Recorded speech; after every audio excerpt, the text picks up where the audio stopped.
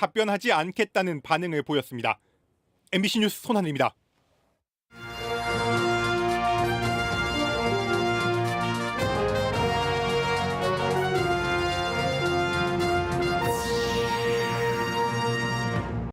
청주시의장 불신임안이 부결됐습니다.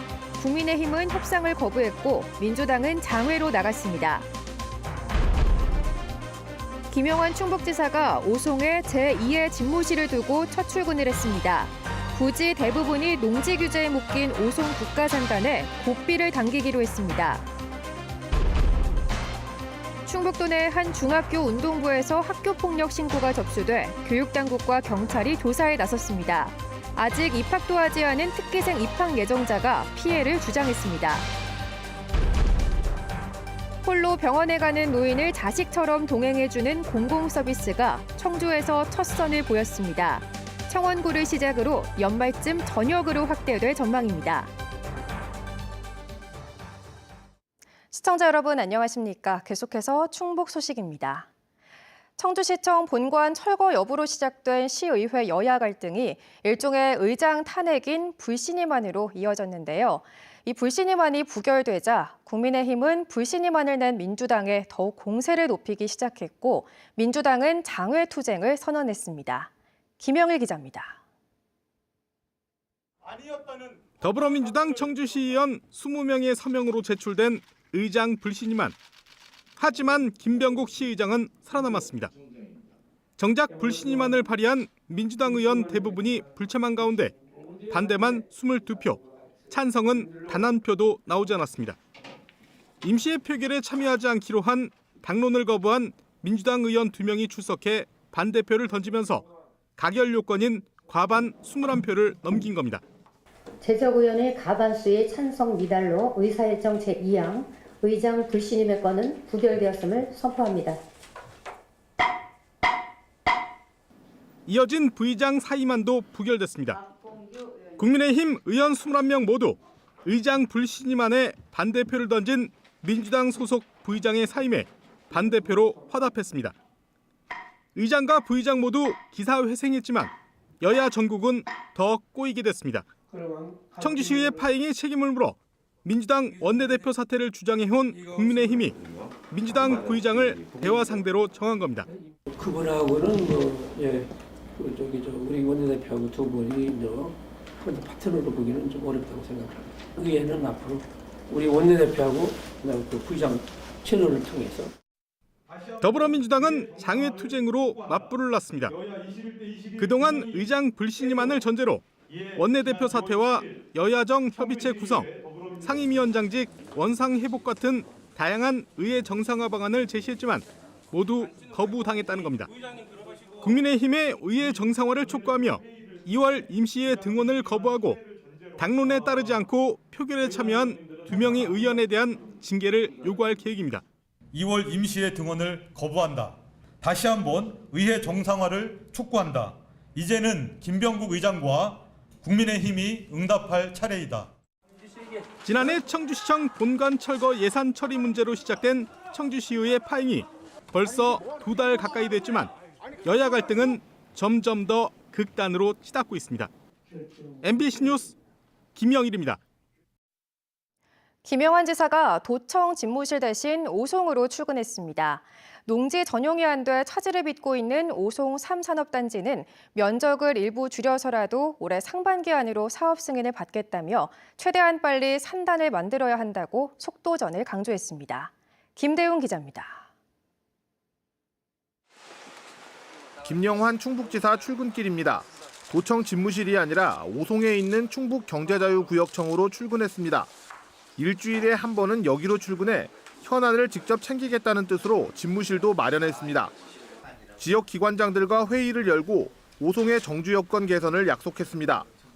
오송 인구가 늘지 않고 인근 세종시로 몰리고 있는 것이 문제라면서 지역을 샅샅이 돌아보고 해결책을 찾겠다고 밝혔습니다. 오송과 오창이 그동안 역세권의 발전은 물론이고 제 역할을 하지 못하고 있다 이렇게 저는 보고 있기 때문에 오송 오창을 더욱 발전시켜야 되겠다는 그런 일념을 갖고 있고 김 지사는 오송 3산업단지 예정지를 방문해 현장 상황을 점검했습니다. 오송 삼산단은 예정지의 93.6%가 이른바 절대농지여서 정부의 사업 승인을 받지 못하는 상황. 김 지사는 면적을 조금 줄이더라도 올해 상반기 안에는 꼭 사업 승인을 받겠다는 의지를 내비쳤습니다. 정부에 요청한 670만 제곱미터 가운데 농림부와 협상할 마지노선은 10%가량 줄인 600만 제곱미터. 김 지사는 최소 180만 평은 있어야 기업을 유치할 수 있다면서 대통령 지시로 관계부처가 상황 파악에 나선 만큼 곧 좋은 결과가 있을 것이라고 밝혔습니다. 또 빠른 속도전을 강조하면서 사업 시행자인 LH공사를 압박했습니다. 애초 준공 시기인 2032년이 너무 늦다면서 최대한 시기를 앞당겨달라고 주문했습니다. 이걸 한꺼번에 다 기반시설 갖춰가지고 하려고 하니까 날이 샌다 그런 얘기예요. 그러면 벌써 이게 국가 경쟁력이 약화되고 기업은 뭐 다 도태되는 거예요. 그렇게 되면 속도가 문제란 말이에요. 개혁의 속도가. 충청북도는 조만간 관계부처들과 오송 삼산단 농지 전용 문제를 논의할 예정인데 이르면 다음 달에는 결론이 날 예정입니다. MBC 뉴스 김대웅입니다. 하루 400명대를 유지하던 충북 코로나19 신규 확진자 수가 200명 아래로 떨어졌습니다. 휴일이었던 어제 추가된 감염자는 171명으로 올해 들어 가장 적었습니다. 단양이 3명에 그치는 등 청주와 충주를 제외한 9개 시군의 신규 확진자가 각 10명을 넘지 않았습니다. 사망자는 추가되지 않아 충북 누적 1,014명, 누적 확진자는 95만 833명을 기록했습니다. 학교 내 코로나19 방역 지침도 대폭 완화됩니다. 충북교육청은 학생과 교직원이 매일 했던 체온 측정과 급식실 칸막이 설치 의무 등을 없애고 학교 자율에 맡기기로 했습니다. 코로나19 확산세를 고려해 허용되는 가정학습 일수도 45일에서 30일로 줄어듭니다. 실내 마스크도 통학 차량 등 일부 밀집 상황을 제외하고는 자율로 바뀝니다. 충북의 한 중학교 운동부에서 학교 폭력이 신고돼 교육당국과 경찰이 조사에 나섰습니다. 피해를 주장하는 학생은 특기생 입학 예정자로 아직 입학하지도 않은 상태였습니다. 보도에 이지현 기자입니다.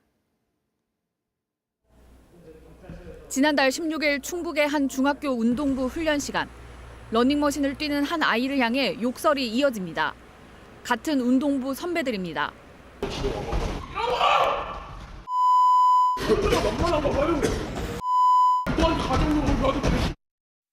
20분 남짓한 시간 동안 아이를 향한 욕설만 수십 차례.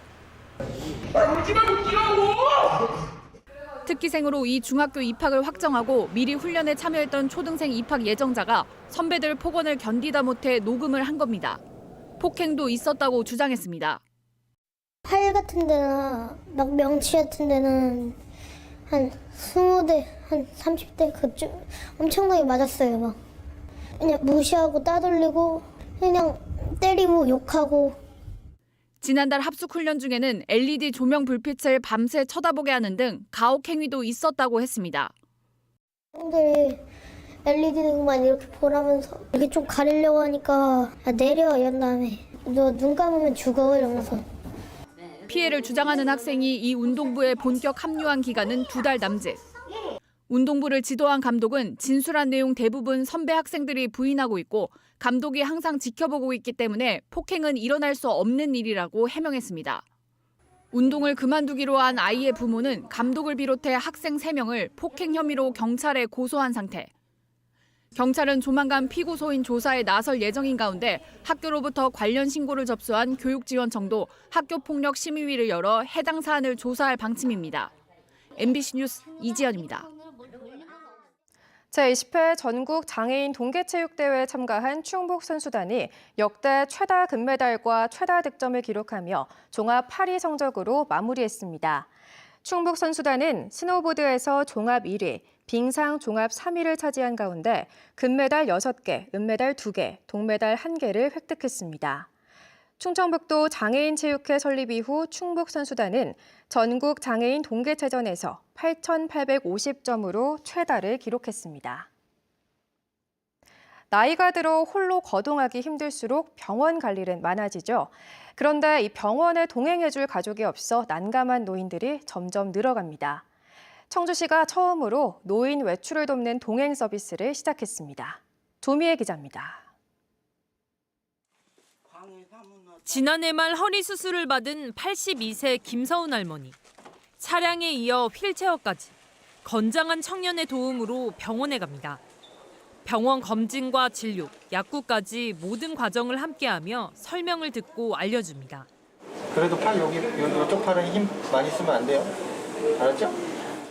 손자 같은 이 청년은 청주시가 올해 처음 선보인 돌봄 매니저. 전화 한 통에 이렇게 달려왔습니다. 좋아요. 늙은이들은 몰라서 이리 갔다 저리 갔다 그러는데 젊은 양반들이랑 잘 찾아다니지 않아. 물어서 도댕이야 돼요. 몸이 불편한 노인에게 홀로 외출은 산 넘어 산. 그렇다고 번번이 자식을 부르기도 부담스러워 털어놓기 힘든 고민이었습니다. 평소에는 그냥 가려면 또 괜히 짜증이 나더라고요. 기다리니까 버스를 기다리고 또 한참 또 떨다가 또 가요. 그러면 또 시간이 너무 촉박하더라고요. 병원에 가면. 막 뛰어가야 돼요. 청주시는 이달부터 거동이 불편한 노인들을 대상으로 통합돌봄 이동지원 서비스를 시작했습니다. 65세 이상을 대상으로 돌봄 매니저가 병원이나 관공서 외출을 동행해주는 서비스로 사회적 협동조합에 업무를 위탁했습니다. 사회적 협동조합 휴먼케어로 전화 주시면 가능하고요. 저희 지금 통합돌봄이 사전 예약제로 운행되다 보니까 전화 주시면 일정 조율이나 저희가 방문 상담을 하고 있거든요. 청주시는 거동이 불편한 노인들의 편의와 매번 휴가를 내서 부모님을 모셔다 드리기 힘든 보호자들의 수요를 반영했습니다. 우선 12.1억 원을 확보해 청원구 지역에서 차량 2대로 운영한 뒤 청주 전역으로 확대할 방침입니다.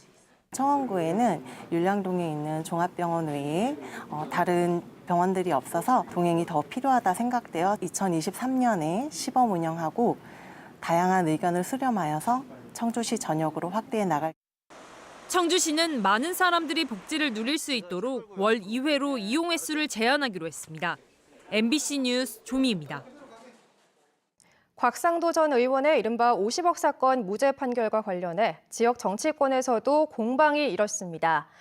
민주당 충북도당 청년위원회는 기자회견을 열어 50억 원은 곽 전 의원을 향한 뇌물이라며 검사와 국회의원, 청와대 민정수석 출신에 대한 봐주기 수사와 판결로 법치가 무너졌다고 주장했습니다.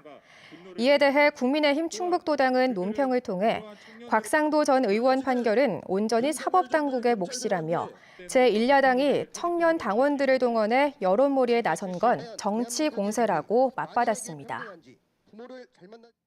음성군의 지난해 수출 규모가 전년 대비 42.7%의 증가율을 기록했습니다. 한국무역협회 발표에 따르면 2022년 음성군의 전체 수출액은 27억 8,400만 달러로 전년도 19억 5천만 달러에서 8억 3,400만 달러 증가했습니다. 이는 충북도 내 11개 시군 가운데 가장 높은 증가율입니다. 음성군의 수출 증가는 전기기기와 부품, 유기화학품 등이 견인했습니다. 영동군이 8년 만에 소나무 재선충병 청정 지역이 됐습니다. 2015년 매곡면에서 지역 첫 재선충병이 발병한 영동군은 2020년 이후 2년 이상 추가 발생이 없었다며 재선충병 청정 지역으로 전환했다고 밝혔습니다. 이번 조치로 군내 6개 면이 소나무 반출 금지 구역에서 해제됨에 따라 영동군 전역에서 소나무 판매와 이동이 가능해졌습니다. 영동에서는 지난 8년간 15차례에 걸쳐 재선충병이 발생했습니다. 충북 소식 마칩니다. 시청해주신 여러분 고맙습니다.